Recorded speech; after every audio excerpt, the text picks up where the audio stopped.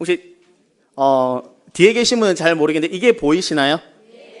정말요? 네. 카메라. 텔레비전에 제가 나왔습니다. 네. 재수요일 때 만든 십자가입니다. 혹시 재수요일 참석하신 분들은 우리 왼손에 재로 십자가를 그리고 그렇죠? 이렇게 꼭 잡았던 걸 기억하실 겁니다. 사순절 기간 동안 이 십자가를 붙들고 더욱더 십자가를 알고 하나님을 알고자 하는 마음으로 이것을 진행하였던 것이죠. 여러분 혹시 십자가 다 가지고 계신가요? 네, 꼭 가지고 계시길 바라겠습니다. 사순절이 지켜지는 그날에 한번 간증을 통해서 어떤 기적이 일어났나 한번 나눠주시면 감사하겠습니다. 십자가를 붙들고 사는 삶과 더불어서 그럼 사순절 기간에 어떤 삶을 살아야 되는가에 대해서 한번 또 다른 방법에 대해서 찾아보고자 합니다. 먼저 오늘 읽은 본문의 앞에 구절 1절부터 9절까지 이 말씀을 잠깐 살펴본다면 1절에서 9절이 말하고 있는 것은 여호와의 종에 관한 것입니다. 42장 그 위에 봐도 주의 종이라고 나와 있습니다. 여호와의 종은 예수님인 동시에 예수님이 가신 그 길을 따라가는 모든 그리스도인, 즉 바로 우리 모두를 의미합니다. 여기 계신 모든 분들이 바로 여호와의 종, 주의 종인 것이죠. 특별히 우리는 이 본문을 볼 때는 1절에서 9절의 말씀을 볼 때는 우리보다는 초점이 예수 그리스도의 그 초점이 맞춰지게 되어 있습니다. 이 본문을 통해서 예수 그리스도를 알게 되는 것은 무엇인거니? 그분이 어떤 일을 행하셨는가에 대한 것이죠.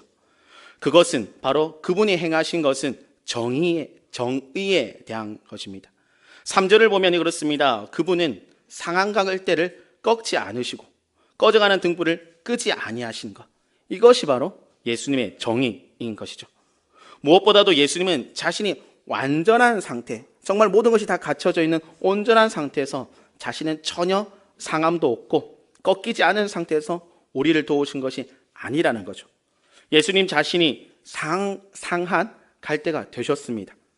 그리고 우리에게 오셨고 꺼져가는 등불이 되어서 우리에게 오셨습니다. 그렇기 때문에 예수님의 구원하심, 이 구원이라는 것은 우리에게 너무나도 큰 은혜, 정말로 큰 사랑이 되는 것이죠. 그렇게 예수님의 얼굴, 예수님의 모습, 예수님의 그 모든 것을 떠올리게 될 때 정말로 따뜻한 마음, 뜨거운 마음이 일어나게 되는 것. 아침에 목사님께서 말씀하셨던 그 눈물 흘림, 우리가 이때 필요한 것이 바로 눈물 흘림이 아닐까 생각합니다. 그분이 상한 갈대가 되었죠. 꺼져가는 등불이 되었습니다. 말씀이 이것을 증거하는 말씀이 있는데 히브리서 4장 15절 말씀입니다. 제가 받드리도록 하겠습니다. 우리에게 있는 대제사장은 우리의 연약함을 동정하지 못하실 이가 아니요 모든 일에 우리와 똑같이 시험을 받으신 이로되 죄는 없으시니라. 아멘. 바로 예수님에 대한 말씀이죠. 예수님은 모든 일에 우리와 똑같이 시험을 받았다고 합니다. 이것이 바로 상한 갈대가 된 것이죠. 이것이 바로 꺼져가는 등불이 되었다라는 말입니다. 조금 괜찮은 말로, 신학적인 말로 하면 성육신이라고도 표현을 할 수가 있습니다. 우리와 똑같은 모습이 되었다는 것은 우리와 똑같이 먹고 주무시면서 그리고 우리와 같은 상황 속에서 우리를 돕고 있다는 것, 그 육신에 대해서 오셨다는 것, 성육신이라는 겁니다. 이러한 성육신에 대해서 조금 더 쉽게 떠올릴 수 있고 쉽게 이해할 수 있는 방법이 있는데 바로 선교입니다. 선교. 우리가 선교하는 방법이 다양합니다. 물질로 돕기도 하고 현장에서 기도로도 돕기도 합니다. 그러나 성육신을 더 잘 알기 위해서는 선교지로 나가는 것이죠. 여기 계신 분들 중에서도 선교지를 경험하신 분들이 있습니다. 선교지에 가서 직접 선교지 그분들, 그 현지인들을 만나서 그분들과 함께 이야기를 나누고 대화가 잘 안 돼도 함께 이야기를 나누고 그들의 음식 그 재료로 함께 먹고 일치감을 이룬다는 거죠. 그들과 함께 울고 함께 웃는 것. 그 과정을 통해서 하나 되는 것을 느껴보셨을 겁니다. 이것이 바로 일치감인 것이죠. 예수님께서 이 땅에 오셔서 우리가 일치감을 이루셨다는 것, 이 성육신. 우리가 그것을 따라하는 것이 바로 선교지에 가서 선교 현장에 있는 그분들과 함께 먹고 마시고 물을 마시고 먹고 이렇게 문화를 공유하는 것. 이것이 바로 성육신을 따라하는 것입니다. 그렇게 우리는 선교를 갔다 오면 그 선교지에 대해서 보다 더 애틋한 마음을 가지게 되죠. 더 기도하고 그 지역의 단어만 나오면 더 돕고 싶기도 하고 괜히 눈이 한 번 더 가기도 하는 것이죠. 선교지를 향한 예수님의 마음, 하나님의 마음, 성령의 마음이 우리에게 경험되어졌기 때문에 그 마음이 깊게 깊게 새겨진 것입니다. 그렇게 저는 이 부분에서, 이 타임에서 우리 성도님들에게 권면하는 것은, 양정교회가 많은 선교지를 섬기고 있습니다. 물론 더 많이 섬길 겁니다. 기도와 물질로도 분명히 돕고 있습니다. 그러나 더 나아가 내가 적어도 우리 교회 한 50%의 선교지를 방문하겠다라는 담대하고 그리고 정말로 큰 비전을 가지시길 바라겠습니다. 더구나 더 유리한 것은 이제 소그룹이 진행되어집니다. 소그룹에서 우리 소그룹이 이 땅을 품겠다. 그럼 그 소그룹이 가시면 되는 것이죠. 이것을 통해서 예수님이 하신 일, 하나님이 우리에게 향한 그 마음을 누리시는 모든 양정교회 되시기를 간절히 소망합니다. 다시 말씀으로 좀 돌아와서 계속해서 주의 종인 예수님에 대해서 살펴보면, 예수님은 우리의 요청이 있기 이전에 그분께서 직접 우리에게 먼저 찾아오셨습니다. 가까이 지근거리로 오셨습니다. 적당한 거리에 계셔서 관찰하신 것이 아니라 우리의 삶 속에 깊이 들어오셨죠. 훅 하고 들어오셨습니다. 그분께서는 훅 하고 들어오셔서 우리들과 함께 먹고 우리들과 함께 울고 또한 메시지 또한 전하셨죠. 이것이 우리에게 너무나도 큰 위로와 은혜가 되지 않습니까? 예수님이 삶 속에서 함께 하셨던 것, 이것이 너무나도 기쁜 일이죠. 물론 지금은 그 2000년 전의 시대와는 다릅니다.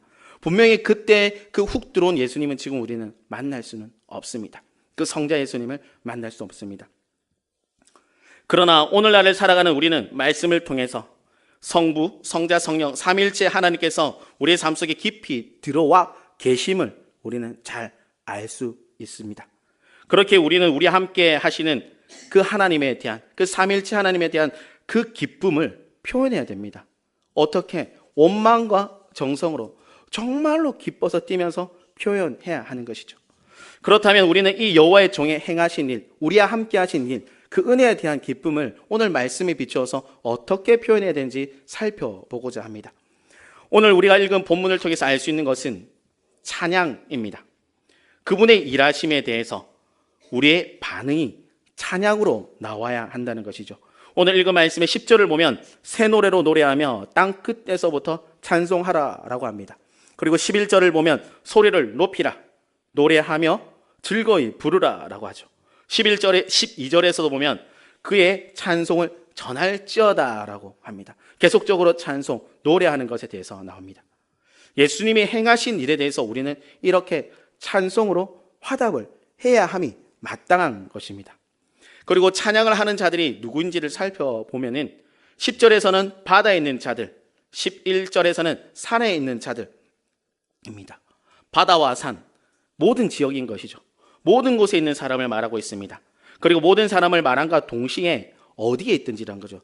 한 사람이 산에 있든지 바다에 있든지 뭐 어떤 곳에 있든지 하나님을 찬양하라라고 명령하고 있는 것입니다. 그리고 10절을 보면 찬양을 하는데 그냥 찬양이 아닙니다. 찬양 가운데 뭐가 붙습니다? 바로 새 노래라는 것이 붙습니다. 새 노래로 찬양하라. 여기서 나오는 새 노래로 찬양하라는 것을 시편에서도 찾아볼 수 있습니다. 149편 1절에서 이런 본문이 있습니다. 할렐루야, 새 노래로 여호와께 노래하며 라고 시편도 분명히 밝히고 있습니다. 그렇다면 이 새 노래라는 것이 어떤 것일까요? 우리는 이것에 대해서 정확하게 알고 가야 합니다. 새 노래라는 것이 단순한 어떤 시간의 흐름에 따라 최근에 발표된 곡이 새 노래가 아닌 거죠. 그리고 다른 나라에 불려지는 그 노래가 우리나라에 번역되어져 와서 우리나라에서 새롭게 불려지는 노래는 새 노래가 아니라는 거죠. 물론 일부 신학자들은 신약 성경에 근거하여서 새 노래가 그 당시에 불러졌던 노래, 곡조에 맞춰서 새로운 가사, 하나님을 찬양하는 것으로 바꾸어서 개사를 해서 부르는 것이 새 노래이다라고도 정의를 하긴 합니다. 저는 이 신학자들의 주장과 이것이 뭐 맞는지 틀린지에 대해서는 저는 좀 많이 무지하기 때문에 모릅니다. 그러나 오늘 말씀에 나오는 새 노래는 단순한 기존의 곡조에 새 가사를 붙이는 것이 절대로 아닙니다. 오늘 본문에서 말하고 있는 새 노래는 무엇인가 하니 지금까지 세상에 들려지지 않은 노래가 바로 새 노래입니다. 뭐 말장난하는 것 같죠? 새 거기 때문에 지금까지 들려지지 않은 것이 맞지 않느냐? 새 노래. 근데 한번 들어보시기 바라겠습니다. 왜 이 새 노래는 지금까지 세상에 들려지지 않았기에 새 노래라고 할까요? 그 이유는 지금까지 세상에 그 어떤 존재도 1절에서 9절에 나오는 주의 종과 같은 일을 한 자가 없기 때문입니다. 그리고 앞으로도 그 일을 할 자가 없기 때문에 그분의 일하심에 대해서 그리고 일하실 것에 대해서 노래하는 것이 새 노래가, 그렇게 새 노래가 되어지는 것입니다. 주의 종이 한 일에 대해서 잠시 살펴보면 5절의 말씀을 보십시오. 천지 창조에 관한 이야기입니다. 그리고 6절과 7절은 창조된 우리를 하나님 직접 보호해 주시며 우리에게 이 땅에서 하나님 나라의 일을 이루기 위한 사명을 주신다고 합니다. 또한 8절을 보면 내 찬송을 우상에게 주지 아니하였다고 하죠. 오직 찬양받으실 분이 한 분이라는 것을 밝히고 있습니다. 9절을 보면 예언되어진 일은 이미 이루어졌고 그리고 새 일을 행하신다고 밝히고 있습니다. 주의 종이 한 일이 이것입니다. 과거에 어떤 누구도 할 수 없었고 할 수도 없었고 하지 않았던 일인 것이죠. 그렇게 우리는 새 노래를 찬양해야 합니다. 하나님만이 이 땅을 만드셨습니다. 하나님만이 우리를 보호하십니다. 하나님만이 우리를 바른 길로 이끄시며 하나님만이 찬양받으시기에 합당하시고 하나님만이 새 일을 행하십니다. 그렇게 이것을 우리는 노래해야 됩니다. 이것을 진정으로 노래하게 될 때 우리의 노래는 새 노래가 되어지는 것입니다. 이러한 사실 우리는 너무 잘 알고 있습니다. 하나님 만드셨지, 하나님 나를 이끄셨지, 하나님 우리 교회를 이끌고 계시지. 이것은 입술로 고백할 수 있습니다. 그러나 깊은 감동이 없다면 이것은 새 노래로 이어질 수가 없는 것입니다. 하나님이 하신 일, 하실 일에 대해서 우리는 온마음과 정성으로 깊은 감동을 하게 될 때 이 감동만이 새 노래로 이어지게 되는 것이죠. 새 노래로 흘러갈 수가 있게 되는 것입니다. 또한 시편 40편 3절의 말씀을 보면은 이렇습니다. 새 노래 곧 우리 하나님께 올릴 찬송을 내 입에 두셨으니, 다시 말씀을 읽겠습니다. 새 노래 곧 우리 하나님께 올릴 찬송을 내 입에 두셨으니, 내 입에 이미 두었다고 합니다. 우리 입술에 그 찬송이 새 노래가 이미 올려져 있다고 시편 기자는 분명히 밝히고 있습니다. 우리는 이것을 입 밖으로 내보내기만 하면 됩니다. 내 입술에는 이미 새 노래가 있는데 내가 입을 다물고 있으면 그 새 노래가 나가지 않습니다. 그러나 이 새 노래를 내가 입을 열고 내뿜게 될 때, 선포하게 될 때 새 노래는 내 입술 떠나서 하나님께 올라가게 되는 것이죠. 그렇다면 왜 우리는 입술에 올려져 있는 새 노래를 우리 밖으로 내보내지 못하는 것일까요? 그것은 바로 우리의 마음가짐 때문입니다. 우리는 하나님에 대한 항상 새로운 마음과 항상 새로운 자세를 가져야 하는데 그렇지 못하다는 거죠. 오늘 이 교회에 왔을 때, 우리 양정교회에 왔을 때, 어제 새벽에도 우리 양정교회에 왔고 금요일에도 우리 양정교회에 왔는데 오늘 왔을 때 또 다른 기쁨이 우리 안에 존재해야 하는 것이죠. 오늘 말씀을 통해서 어떤 은혜가 있을까? 오늘 성도를 만나는 성도님들을 만남을 통해서 어떤 기쁨이 있을까? 오늘 원래 때 누가 간식을 가져올까? 어떤 교제가 일어날까? 이런 기대감과 기쁨, 하나님으로부터 오는 그 기대감과 기쁨이 있을 때 우리는 새 노래가 나온다는 것입니다.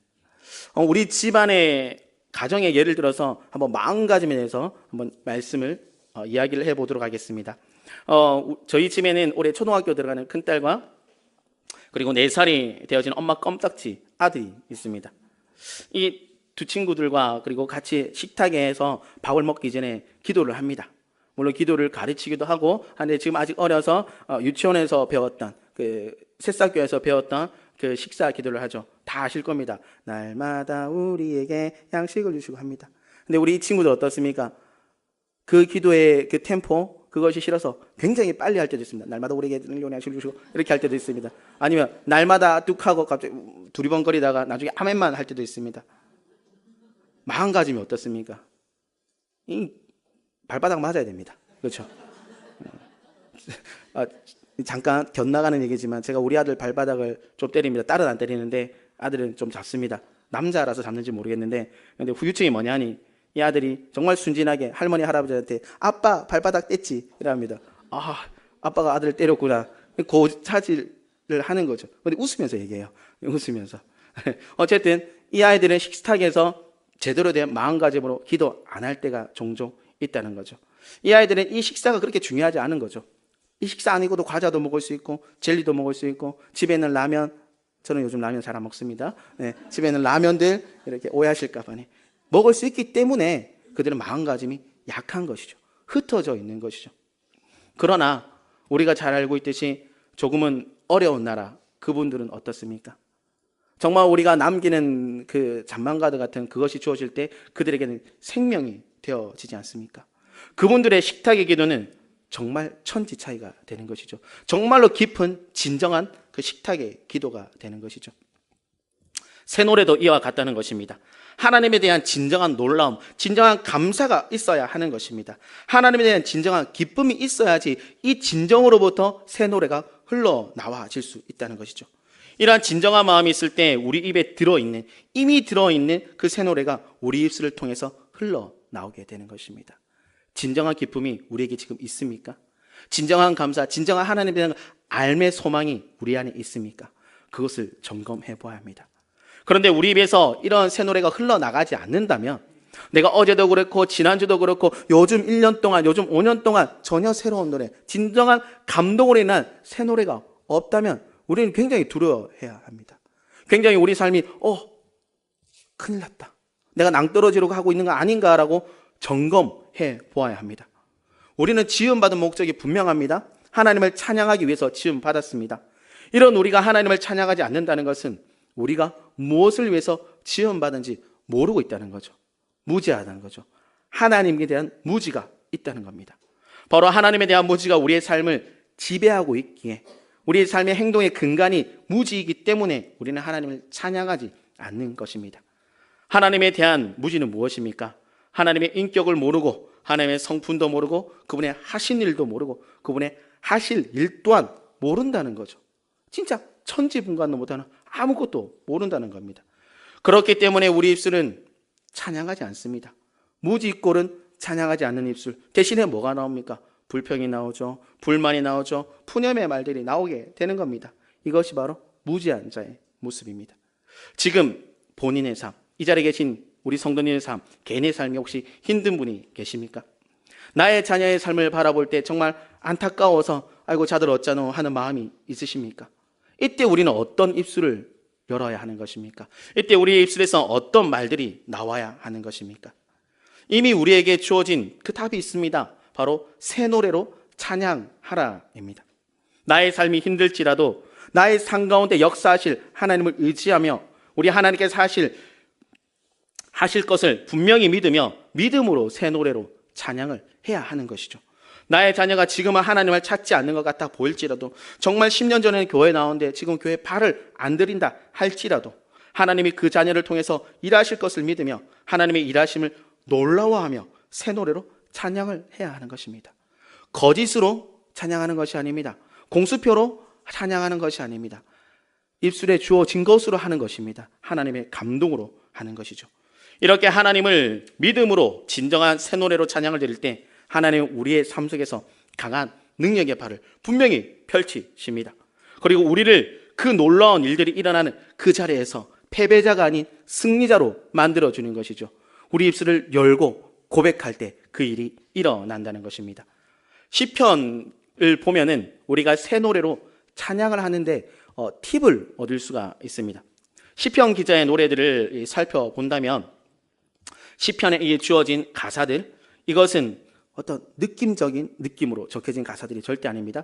느낌적인 제가 한번 저의 느낌으로 한번 예를 들어서 한번 해보겠습니다. 따뜻한 커피 한 잔이 주는 그 만족감과 같은 우리 하나님을 찬양합니다.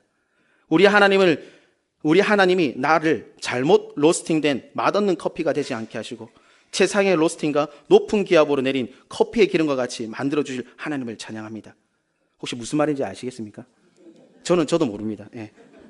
저는 지금까지도 커피가 써서 마시지도 못하는 커피 1도 모르는 사람입니다.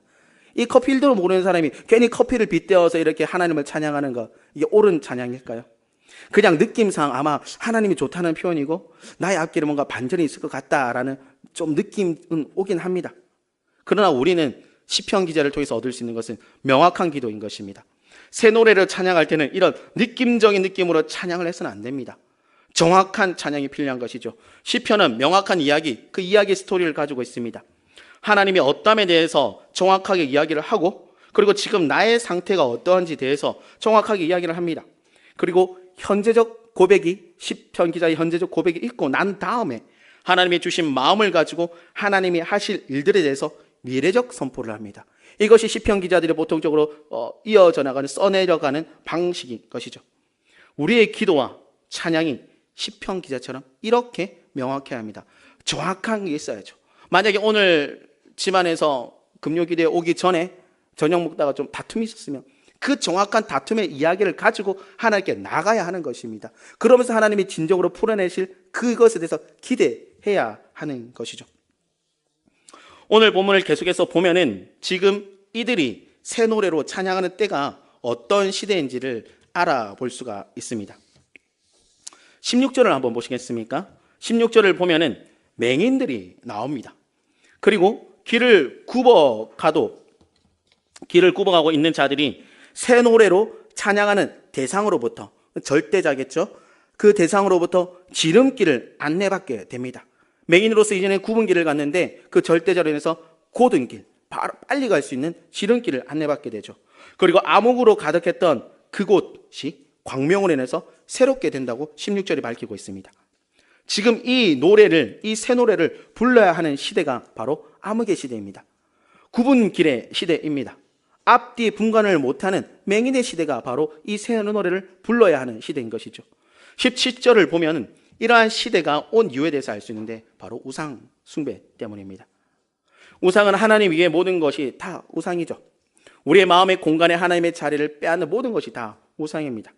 이 우상으로 인해서 이들의 삶이 이렇게 황폐하고 맹인되고 암흑천진, 굽어가는 삶이 되어버렸습니다. 우리의 지금 시대도 어떠합니까?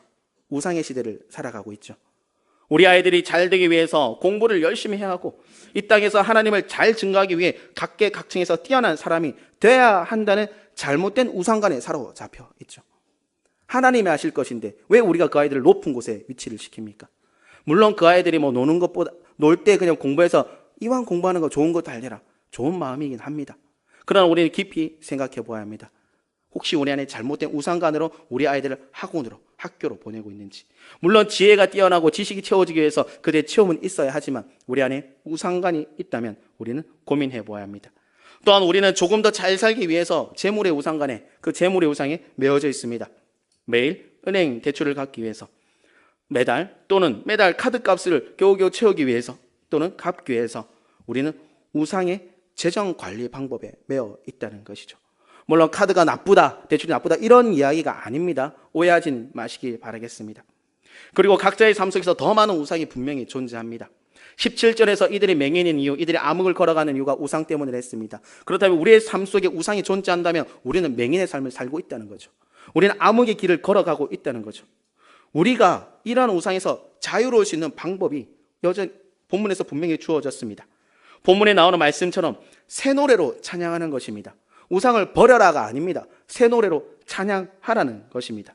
이것이 오늘 본문이 밝히고 있는 유일한 방법입니다. 우리가 새 노래로 찬양하게 될 때 우리의 인생의 앞길은 어떻습니까? 예비된 순서에 따라 그분이 다 알아서 하십니다. 16절을 보시면 내가 이 일을 행하여 그들을 버리지 아니하리니라고 말씀을 하십니다. 내가 이 일을 행한다 하십니다. 그리고 이 일을 행하는 과정 가운데 그들을 버리지 않는다고 그분의 의지가 분명히 나와 있습니다. 하나님이 하신다고 분명히 밝히고 있는 것이죠. 그러니 우리는 이것을 믿고 진정한 새 노래를 우리 입에서 흘려보내야 합니다. 기억하셔야 됩니다. 우리 입술에는 분명 새 노래가 있음을 기억하셔야 합니다. 우리 삶 속에서 우리 입술에 있는 새 노래가 계속 흘러넘칠 수 있도록 우리는 부단한 노력과 마음을 붙잡아야 합니다. 이러한 새 노래가 흘러넘치기를 간절히 소망합니다.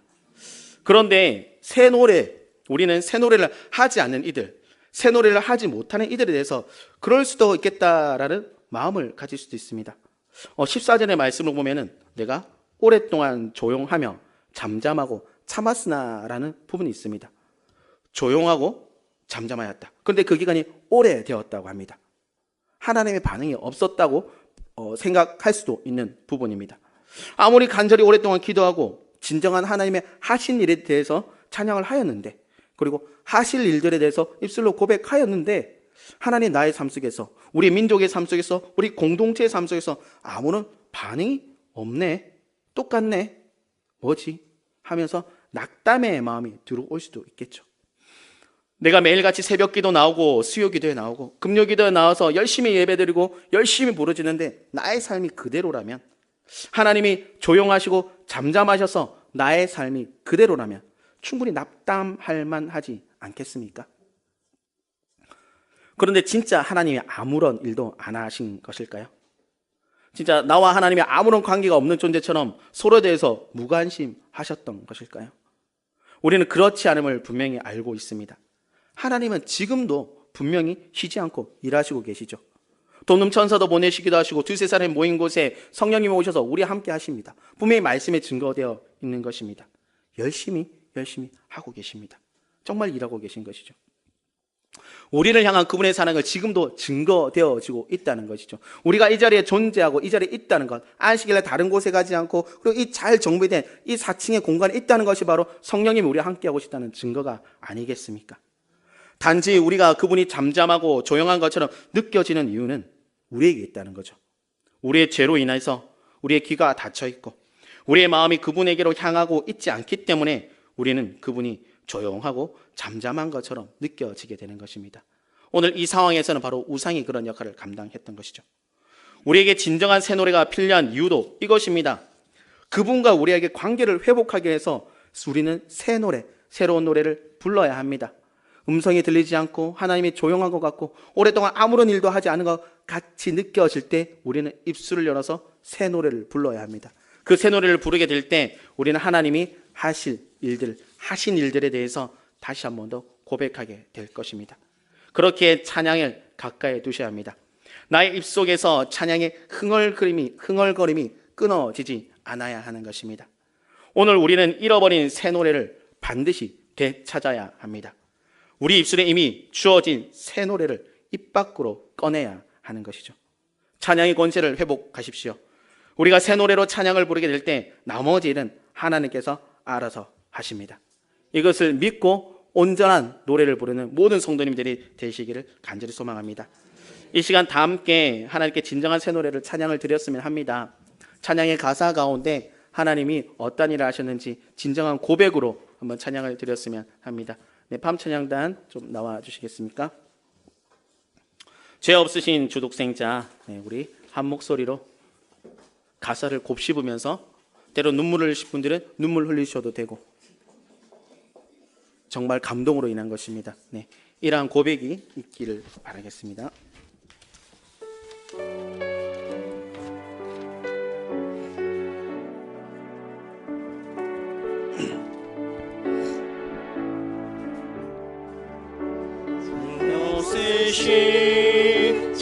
주독생자 하나님 보좌를 떠나